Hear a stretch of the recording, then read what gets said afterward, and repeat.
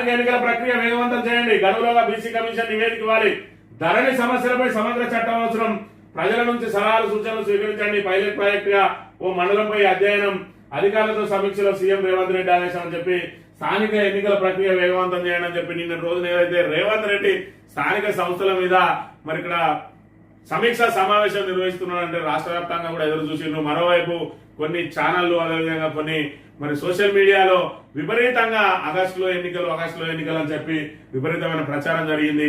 అసలు వీళ్ళకు జాబితా ఏదైతే ఓటర్ల జాబితా వచ్చే వరకే ఆగస్టులో వస్తుంది, దాని మీద బీసీల లెక్కలు చేసి వాటి అన్నిటి మీద నివేదిక రూపొందించేటప్పటికి అక్టోబర్ దాటిపోతుంది.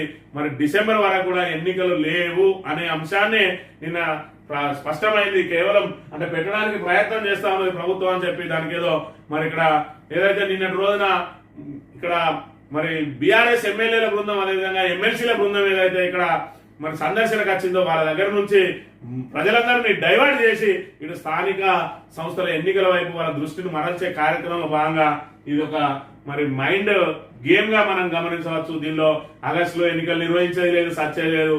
ఆగస్టు కాదు కదా, మరి సెప్టెంబర్, అక్టోబర్, నవంబర్ లో కూడా నిర్వహించే అవకాశం లేదు. డిసెంబర్ వరకు కూడా మరి సాగుతుంది. అందరికీ తెలిసిన విషయమే.